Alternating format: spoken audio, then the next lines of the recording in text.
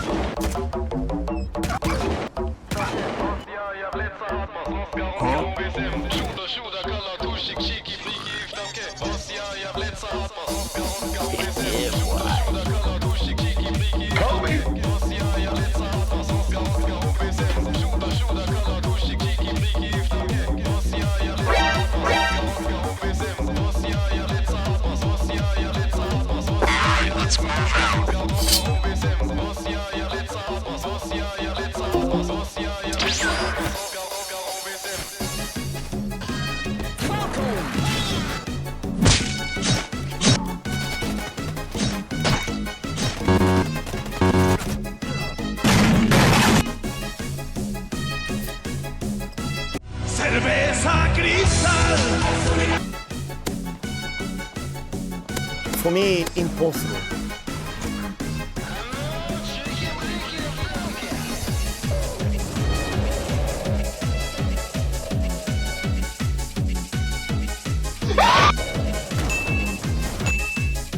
You're one ugly motherfucker.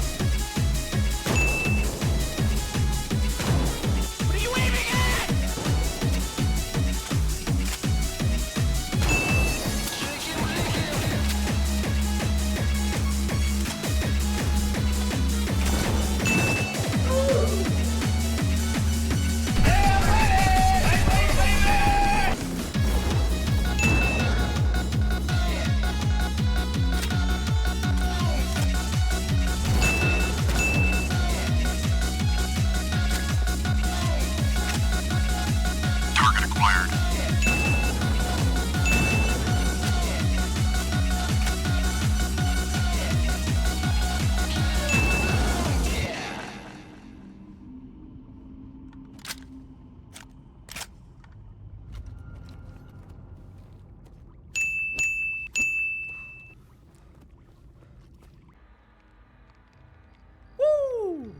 The waiting has finally found an end. Stalker was announced back in 2010? Jesus fucking Christ. I'm getting old. And here I actually was thinking it was announced like 2 years ago. Anyways, the game itself has also been delayed multiple times due to unforeseen reasons. The game's development continued and it was still released on November 20th, 2024. Can Stalker 2 live up to the gigantic hype, and can it deliver an experience on a similar level than the Stalker games before it? Purchase. How does this atmospheric, post-apocalyptic shooter fare? Could it still deliver the Stalker experience, even after all of the odds were stacked against it? Let's find out. Getting straight to the point, let's start with the most obvious new aspect of the game. The enhanced visuals.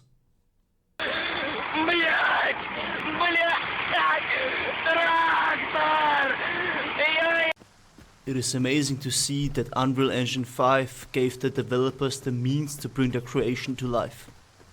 Basically every walk from point A to point B is a cinematic for itself. From the beautiful lighting effects in certain areas, to the barren mutant-filled wastelands. The visuals just sell the atmosphere of a post-nuclear apocalypse perfectly. But you better not lower your guard. You never know when the next thing that wants to rip you apart might come dashing towards you. The way the mutants are modeled just sells how dangerous they are. These formed bodies with out-of-place body parts show the impact the zone can have on any living organism. One aspect where the devs absolutely outdid themselves is the design of the anomalies. Their absolute brutality and devastation they can cause is masked by an almost undescribable beauty.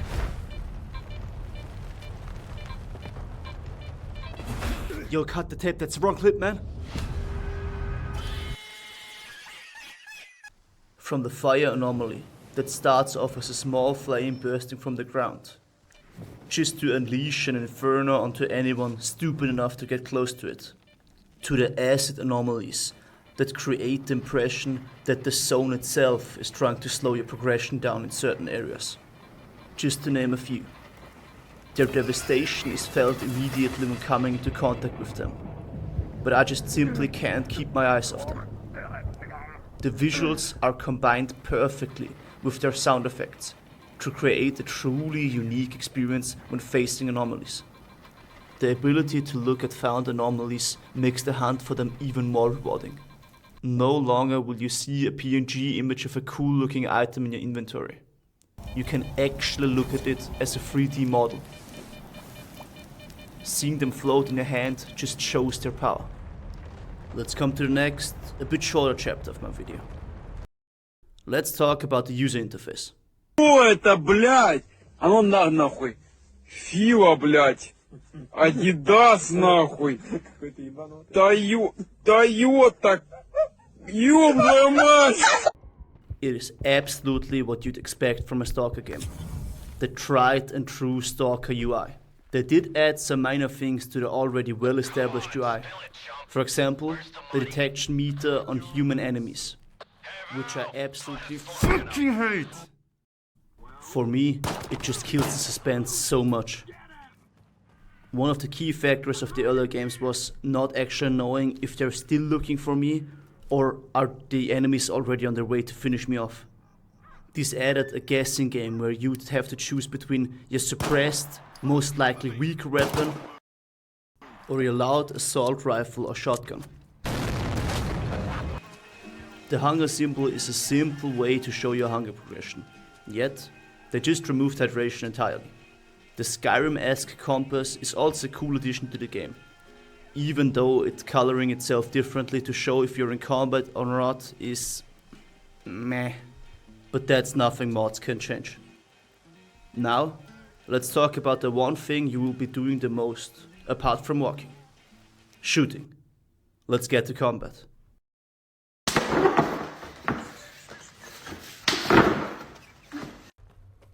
If you think this game reinvented the wheel when it comes to combat, you're dead wrong.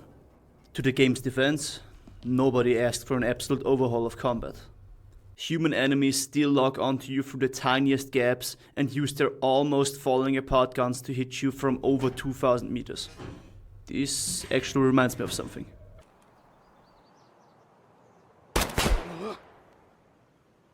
Anyway, the AI seems to be even worse this time around when fighting indoors, but they can still easily overwhelm you and are a constant threat to you as long as you don't know their exact location. The auto-lean cover mechanic also seems to be not fully working. I don't know, maybe all of the bandits I have killed up until now are ex-Spetsnaz. The combat against mutants is the exact same as in the previous games.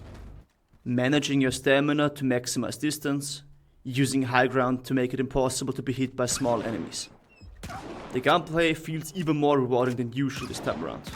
No need for these stupid hit markers that show you that you're shot connected. One major criticism I have for the feedback though is an absolute lack of gore and corpse launchers. Since this already is a Stalker game that shows how truly unforgiving the world can be, why can't there be just a bit more gore?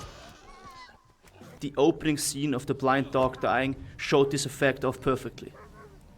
What I'm trying to say is, if I pump a load of buckshot into somebody, I don't want them to just fall towards me like I just knocked them out. I'm not asking for an over-the-top cops launch like we have in Call of Duty, where people get picked up by an unknown force and get thrown with the might of God. I just want some more impact. Some oomph, if you know what I mean. Well, let's wrap this video up, shall we? Let's come to my final conclusion.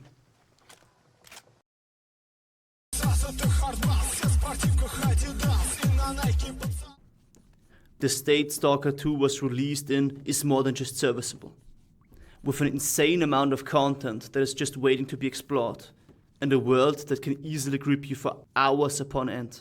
Due to the day one implementation of mod support, there are already so many options to change the core mechanics to your liking.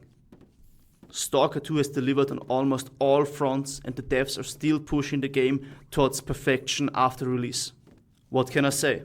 They created a masterpiece. With those words, I want to thank all of you for watching. I hope you enjoyed your stay and have a nice rest of your weekend. Anyways, I only have one more thing to say.